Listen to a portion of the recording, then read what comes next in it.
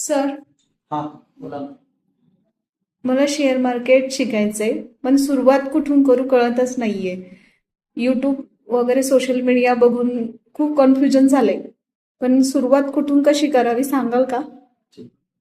आता शेअर मार्केटमध्ये कसं असतं, सुरुवात करताना तुम्हाला बेसिक माहिती युट्यूब वगैरे सोशल मीडियावरून मिळते, पण प्रॉपर तुम्ही जेव्हा रिअल इन्व्हेस्टमेंट करता त्यावेळेस तुम्हाला लॉसचा सामना करावा लागतो आणि प्रॉपर स्ट्रॅटर्जी वगैरे जे आपण काय बोलतो ती पुढे मिळत नाही आपल्याला. आणि ते युट्यूब बघितल्यानंतर नेमकं वापरायचं काय आणि सोडायचं काय याचं आपल्याला व्यवस्थित ज्ञान नसतं. ओके, तर सुरुवात करताना आपल्याला स्टॉक मार्केटमध्ये फंडामेंटल अनालिसिस, टेक्निकल अनालिसिस, त्याचे बेसिक, त्याचे ऍडव्हान्स फीचर कसे वर्क करतात. परत मेनली स्टॉक मार्केटमध्ये 3 बिझनेस असतात, एक लॉंग टर्म, शॉर्ट टर्म आणि डे ट्रेडिंग.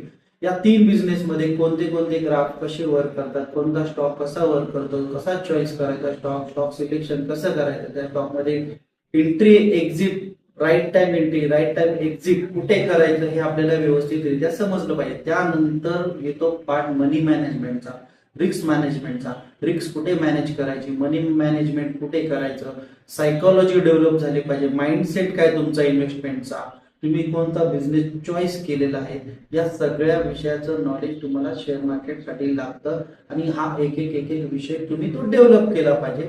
अशा पद्धतीने तुम्हाला शेअर मार्केट शिकण्यासाठी लागणारे बेसिक टॉपिक तरी हे लागले. ठीक आहे.